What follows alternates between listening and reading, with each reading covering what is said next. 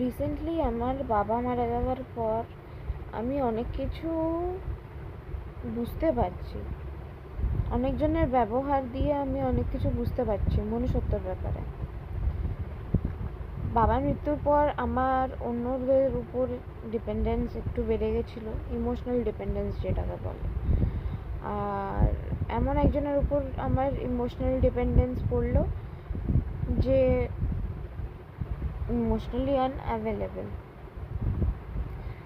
সে আমার গাট ফিলিংকে ঠিক প্রুভ করে আমার লাইফ থেকে বেরিয়ে গেছে, একদম বেরিয়ে গেছে।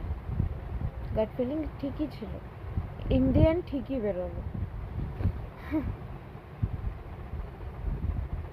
বাবা যেমনই হোক, বাবা বাবা হয়। আর বাবা এরকম বলে আমার লাইফের চয়েসগুলো এরকম হয়ে গেছে। বাবাকে ক্ষমা করতে পারছি না আমি, বাবাকে আমি ক্ষমা করতে পারছি না।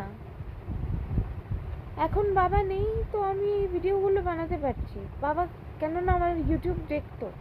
আমি বাবাকে ক্ষমা করতে পারছি না অনেক কিছুর জন্য। যেদিন ক্ষমা করতে পারবো আমি জানবো যে আমি আর বাবা দুজনে মুক্তি পেয়েছি। জানি না সেদিনটা কবে আসবে। I'm done being a tissue paper for everyone. I'm done. I'm just done being a tissue paper.